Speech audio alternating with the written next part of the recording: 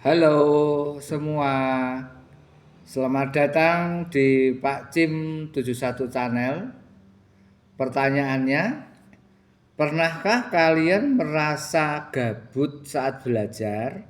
Nah, bagaimana cara mengatasi gabut saat belajar? Tonton video ini sampai selesai. Jangan lupa untuk like, subscribe, dan share video ini. Ada 8 tips mengatasi gabut saat belajar bagi remaja. Nah, supaya belajar tetap seru dan tidak membosankan. Yang pertama, ya, ubah cara belajar. Gunakan metode belajar yang kreatif seperti mind map atau memetakan pikiran, kemudian flashcard ya, dan kuis interaktif. Ya. Coba belajar lewat video YouTube yang edukatif atau ada aplikasi pembelajaran ya, biar lebih bervariatif. Yang kedua, atur waktu dengan pola Pomodoro. Nah, apa itu? Yaitu belajar fokus 25 menit. Setelah itu jangan lupa istirahat selama 5 menit. Nah, selama istirahat ya bebas, kamu boleh jalan-jalan, buat kopi, minum atau sekedar ya cari angin keluar. Kemudian setelah 4 sesi ambil istirahat lebih lama, misalnya 15 menit, 20 menit ya.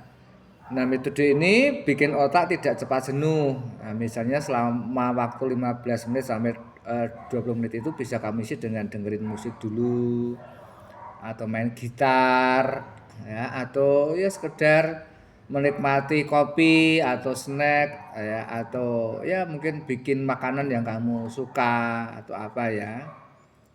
Nah, itu ya. Yang ketiga, variasikan tempat belajar ya. Jangan hanya satu tempat saja. Jangan selalu di kamar. Sesekali pindah ke ruang tamu. Nanti bosan, cari bawah pohon yang teduh. Kalau punya kolam ikan, di kolam ikan di pinggir sambil lihat ikan yang berenang-berenang. Mungkin di teras atau di perpustakaan.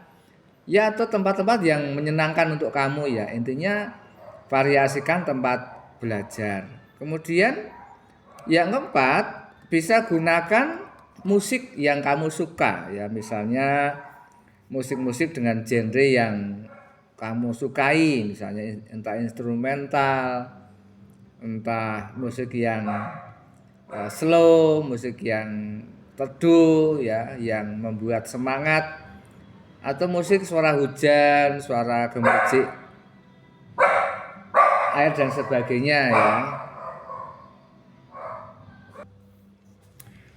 Kemudian yang keenam, belajar bareng dengan teman. Ini mungkin sesuatu yang seru ya, karena menyemangati atau ya membuat suasana lebih bergairah ya. Tapi memang harus hati-hati karena kalau belajar bersama teman jangan sampai lebih banyak mainnya, bercandanya ya, gojek gitu ya.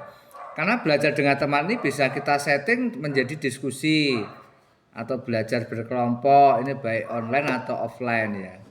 Di zaman sekarang kan ada banyak variasi. Misalnya menggunakan Zoom atau sekedar video call bareng gitu ya. Nah, juga bisa saling bertanya jawab, dan ini biar lebih menantang karena mungkin ada tantangan apalagi circle-nya teman-teman yang punya kemampuan lebih itu ya, sebisa mungkin paling enggak selevel ya, supaya uh, progres belajarnya lebih lebih baik tuh ya.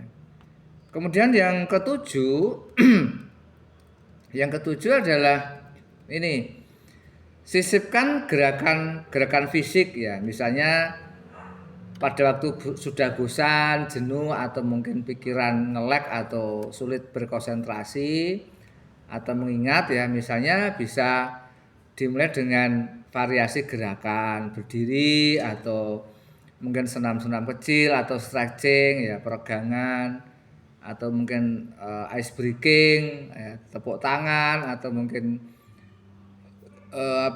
jalan-jalan sebentar atau gerakan-gerakan ringan yang fungsinya untuk menyegarkan otak ya, supaya otak kamu tidak lola atau tidak bosen, tidak loading lama itu ya. Itu perlu gerakan-gerakan fisik, tapi yang memang yang menyenangkan. Dan ingat ini hanya variasi, bukan mendominasi ya. Supaya tujuan utamanya memang belajar. Nah, yang kedelapan atau yang terakhir ini perlu kalian memasang target-target kecil ya. Misalnya dalam timing belajar ini saya ingin menyelesaikan misalnya katakanlah bab poin A dan B, atau misalnya sampai menghafal hafalan tertentu, atau misalnya berhasil menyelesaikan tugas latihan soal tertentu. Ini memang harus ya, supaya target ini bisa diukur kemajuannya. Misalnya minggu ini hari pertama itu berhasil menyelesaikan tugas ini gitu ya, sehingga hari kedua, ketiga sampai hari terakhir katakanlah 6 hari itu ada target misalnya berhasil menyelesaikan 1 bab atau 2 bab menguasai itu ya, sehingga target itu akan memacu, tidak membuat kita terlena ya, sehingga materi yang sudah lalu diulangi lagi tidak boleh ya. Itu harus ada target. Ya misalnya tadi membaca berapa halaman dan sebagainya. Nah, target-target kecil ini terasa mudah dicapai karena sudah dibagi ya. Katakanlah kamu pertama kali kalau melihat materi itu banyak kan sudah bosan atau sudah males dulu ya. Enggak boleh. Beri aja target, tidak usah ngoyo, tapi katakanlah materi itu misalnya 10 halaman. Kamu selesaikan berapa hari itu ya. Katakanlah 1 minggu bolehlah, sehingga 2 hari targetnya apa, 3 hari apa, lalu kemudian review atau mengingat kembali itu hari yang keberapa. Nah itu tips-tips cara mengatasi kebosanan atau situasi gabut pada saat belajar. Nah mudah-mudahan dengan cara ini suasana belajar kamu akan menjadi lebih menyenangkan, lebih punya target, ada kemajuan-kemajuan, dan yang jelas karena belajar itu bagian dari ya menyiapkan masa depan, maka jangan bosan untuk selalu belajar dan belajar. Demikian saja. Terima kasih untuk perhatiannya. Sampai jumpa di video-video berikutnya di Pak Cim 71 channel. Selamat belajar, semangat terus dan terus semangat.